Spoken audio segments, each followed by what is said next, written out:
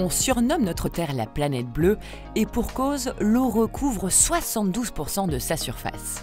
Une ressource naturelle vitale que nous utilisons et consommons chaque jour et pourtant nous ne savons pas tout d'elle. C'est donc l'occasion de se jeter à l'eau et d'en apprendre un peu plus à son sujet. Nous allons pour cela nous intéresser de plus près à la Sambre.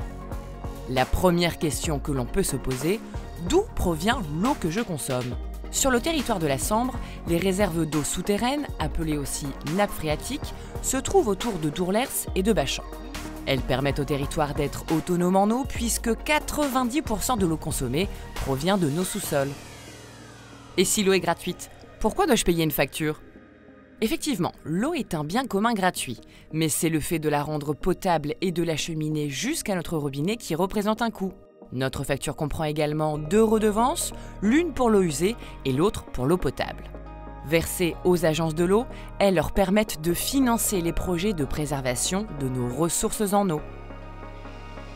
Justement, dans quel état sont-elles ? Depuis 2017, les épisodes de sécheresse tarissent la nappe d'eau souterraine.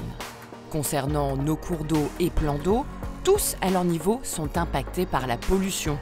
Une pollution due notamment aux activités domestiques, économiques et en partie agricoles. Comment notre territoire est-il protégé ? C'est à travers une série de mesures qu'il est protégé par le SDAGE, schéma directeur d'aménagement et de gestion des eaux. Son objectif ?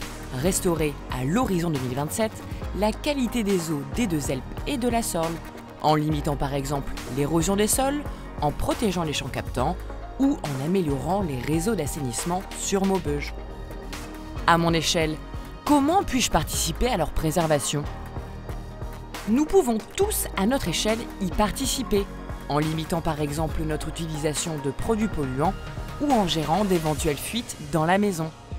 Vous pouvez d'ailleurs retrouver une multitude d'exemples et de bons tuyaux sur le site agissonspourleau.fr.